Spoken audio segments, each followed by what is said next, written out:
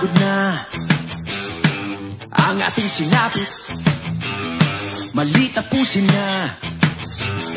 Huwag tayong magpagamit, isigaw sa langit, kailangan na pagbabago. Huwag namang maulit, natuto na Pilipino. Mahalaga ang buhay, ipaglabang tunay na pantay-pantay, sabay-sabay sa paglipad. Ang ating pag-asa nandito na para sa bawat Pilipino. Ikaw ang nais ko, kapit ka, nandito na ang laban niya para sa bawat Pilipino.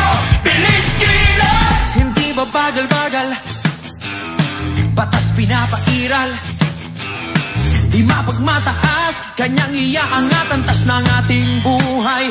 Kasama ka sa pag-unlad, darating ang bago.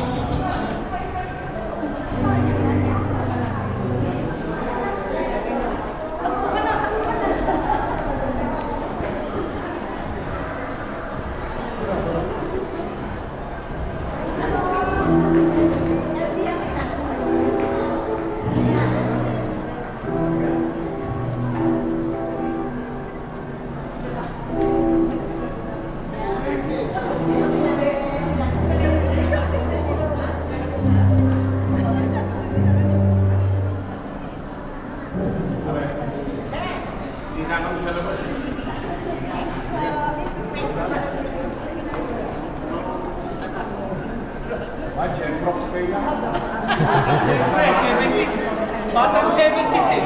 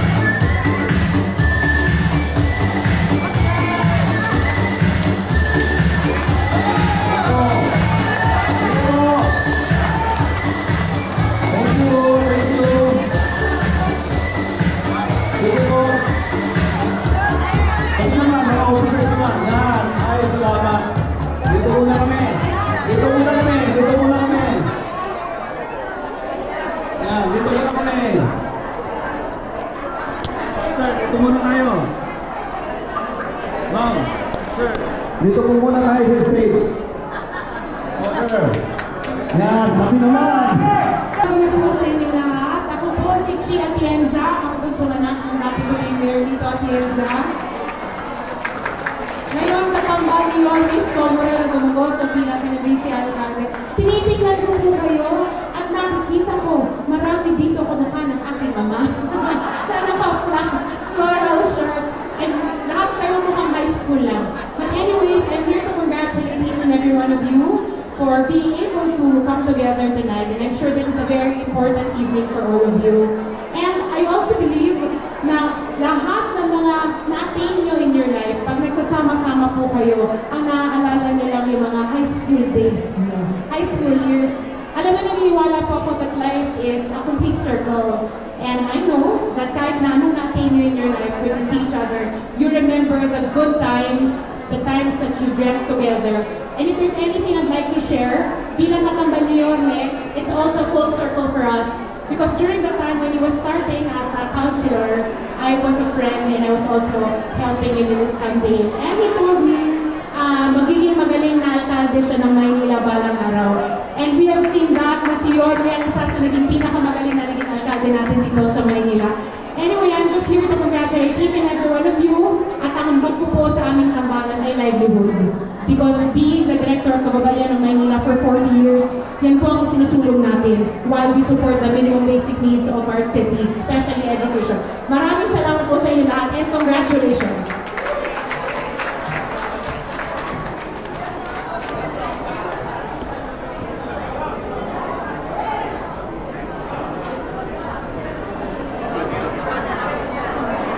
Tira.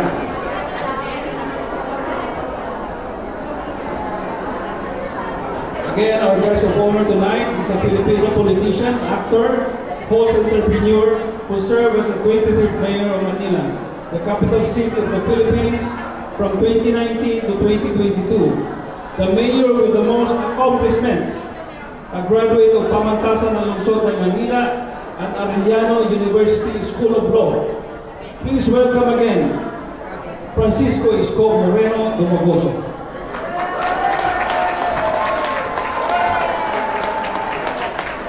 Hi! Hello! Mga matigas na matigas pa. Puro kayo ngayon, Jeff Brooks, ha? Well, una, maraming salamat sa inyo at inibitahan nyo kami ni Jeep at Jessa. Medyo malayo-layo to sa Manila.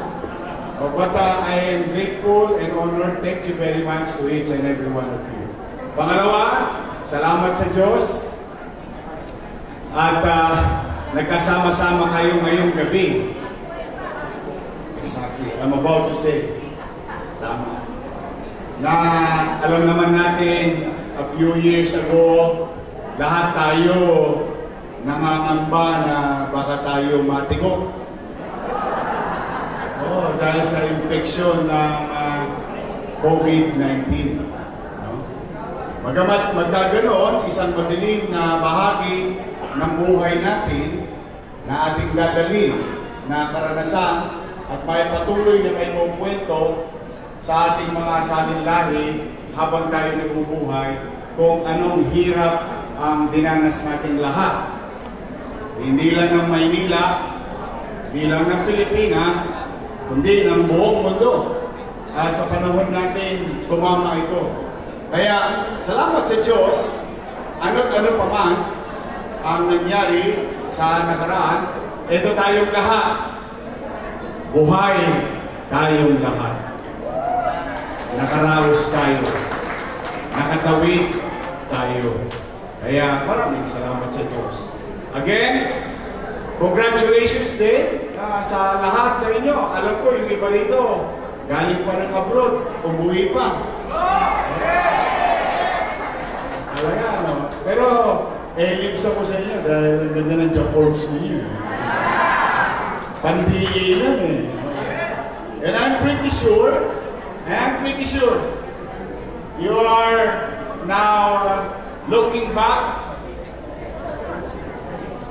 lalo na literal na looking back, nandiyan ba yung crush ko ng high school? Nandiyan ba yung ex ko? High school life is, with all honesty, no, of all the, di ba, lahat tayo. Ewan ko kung nag-daycare kayo. Ako, nag-daycare eh. Tulungan center ng araw. Tapos elementary. Tapos high school. Tapos kolehiyo. Yung iba sa inyo, nag-masteral pa. Pero yung high school, I think, no, of all time of us studying yung high school, marami tayong karanasan at hindi natin malilimutan. Ako, noong high school, talagang hindi ko malilimutan. Alam niyo kung bakit? Lahat ng crush ko na niligawan ko, busted ako. Minasama ko nung araw, hindi ko mapasagot yung sinusyota ko eh. Like you, I'm a product of public education system. Tondo High School, Rosario Almario Elementary School. Talagang wala akong naging syota noong high school. Puro busted. Mahirap pa rin wala, but it happened. Kasi naman nung araw, puro banil ako. Puro libag. Kaya araw-araw ako nasa basurahan, araw-araw ako nasa kalsada, nagsa-sidecar habang ako nag-aaral sa Tondo High. Kaya medyo marami akong bakas ng nakaraan. But be that as it may, it's good thing that pag nag-aalumni din kami, nakikita ko yung mga crush ko. Sabi ko, ang sinasabi ko lang sa kanila, ako nga pala yung sinaing mo. But again, I wish you more good health in the coming days. Thank you. And I know, mano pa, yung mga suit nyo ngayon, pang dekada 70. And I'm pretty sure, kasi hindi ko naman inabot, and I'm pretty sure you have a very good memory at the time about kung gaano kalinis ang lungsod ng Maynila. Maswerte kayo.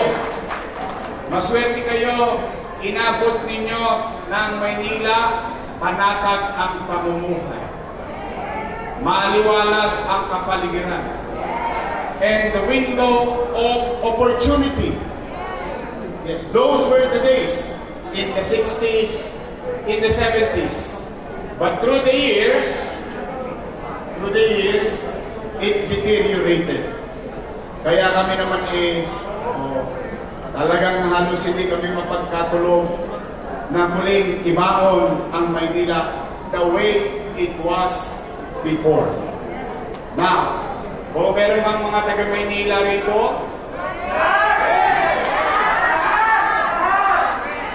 let me take this opportunity to thank each and every one of you for giving me opportunity to lead the city of Manila in 2019. Bagamat ako'y bata, kung ikukumpara sa karanasan ninyo na mas marami kaysa sa akin, ako'y binigyan ninyong pagkakataon na makapaglingkod bilang mayor. And I hope those who supported us at the time, I hope hindi ko kayo naipahiya nung ako'y naging mayor ng lungsod ng Maynila. And I'm happy to share one of the front or isa sa mga pangunahing bagay na isinulong natin ay ang kalinisan, kaayusan, at kapanatagan. In fact, hindi ko alam kung meron dito kung alam niyo yung Albert Elementary School. You know Albert, no? Nakita niyo ba sa Sampaloc, the biggest, the most modern, at suitable space and environment for our students. We built 4 in 3 years at the height of pandemic. Nandiyan ang Albert Elementary School, 10-story, fully air-conditioned public school. Magsaysay High School, Manila Science High School. Meron yata taga Manila Science kanina rito, may bumubulog sa akin. Ayun, ayun. Maganda ba eskwela niyo? Parang lasang. And ang yung aking alma mater, Rosario Almario Elementary School. Lahat yun ay pinuunanan natin, hindi iniisko, kundi pera ng taong bayan. May nabuti nating gamitin ng gumawa ng mga bagay na kahit na magpantay na ang mga paan natin, alam natin yung susunod na henerasyon patuloy nilang pakikinabangan yung mga paaralan ngayon. Now, sad to say, mukhang, ewan ko lang kung napapansin nyo, hindi nyo napapansin ko, nangadugyot na naman ng Maynila ngayon. You want it ba? Gusto nyo ba maging malinis muli ang Maynila? Gusto nyo ba na bumalik yung habang natutulog ka, alam mo, may gobyerno pa sa kalsada hanggang madaling araw? Gusto nyo ba mabilis na kumilos ang gobyerno? Lahat yun, namimiss nyo na? Then, Nay, Tay, mga lolo-lola ko, help me make Manila great again. With your help, kung nagustuhan ninyo yung paglilingkod natin na muling ibangon, iangat, at tayo na mga batang Maynila, itangos natin ang kulit ang ating mga ilong na sabihin natin, ako, taga-balik-balik, ako, taga-Sampaloc, ako, batang Maynila ako. That kind of sense of pride that we used to have as a capital of the country. Then, magtulong-tulong po tayo, ibalik muli ang tayo ng lungsod ng Maynila. This is your chance. You've made it. You've made it already. And still have time to make changes for the next generation ng ating lungsod. So kaya po sa inyong lahat, sana itong alumni homecoming maging kapaki-pakinabang, hindi lang saya and memory lanes, but together we can build a city that we love. A city wherein most of our experience or karanasan o istorya ay ang lungsod ng Manila. Umanatag naman kayo, may awa ang Diyos pagdating ng araw. We will do it again. We will revive again the city of Manila. So to our teachers, thank you sa inyo. Look at me. Like your co-teachers in Tondo High School, in Almario. You will never know talaga kung sino sa estudyante mo ang pwedeng umangat. You cannot really judge any student. I'm an average student, but my teacher, mga teacher natin, tsinaga ako. Napakasama ko pa mag-English dati. Oh, 75 po ang grado ko sa English. But then again, what I'm saying is that kung nangyari sa akin, pwede rin mangyari sa mga mag-aaral niyo at mga susunod na mag-aaral. Kaya po, sa mga graduates na nandito, o sabay-sabay tayo, sundan ninyo ako. Ma'am! Mahina. One, two, three. Ma'am! Sir! Thank you. Alampakan natin ang ating mga guro. You created one. You can create more. Kaya naman sa inyong mga pamilya, congratulations in your fields of undertaking, in your aspirations and dreams. Sana na kamit ninyo. Ngayon, kung hindi man, ay magalala, hindi pa huli. Alam ko naman, kahit pa paano, medyo konti na lang ang birthday ng iba dito, pero may time pa. Every gising is a blessing. So muli, ako ang inyong lingkod, taos puso nagpapasalamat sa pagkakataong binigay niyo sa amin sa nakaraan. At maraming salamat ngayong gabi rin. Kami naging bahagi ni Chi at Jensa ng inyong programa. Yung magpapapicture, maya-maya, 20-20 lang ha. 20-20 lang.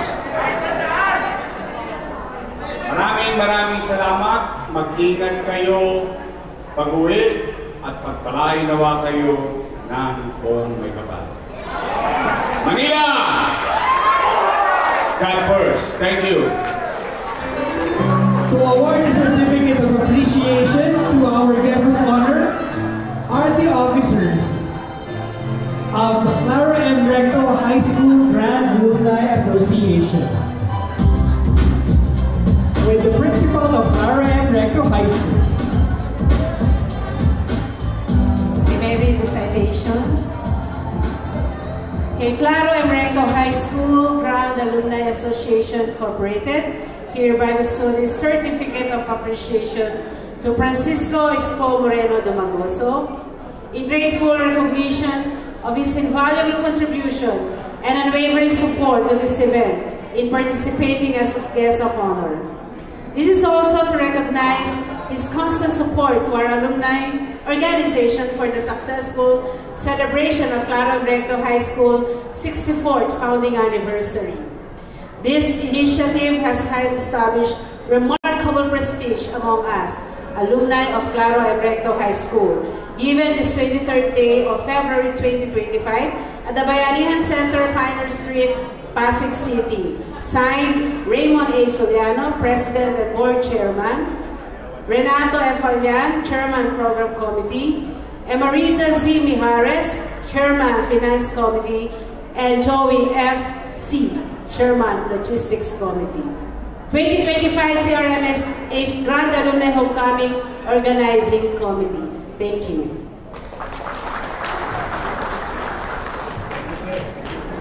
Thank you. Thank you. Thank you.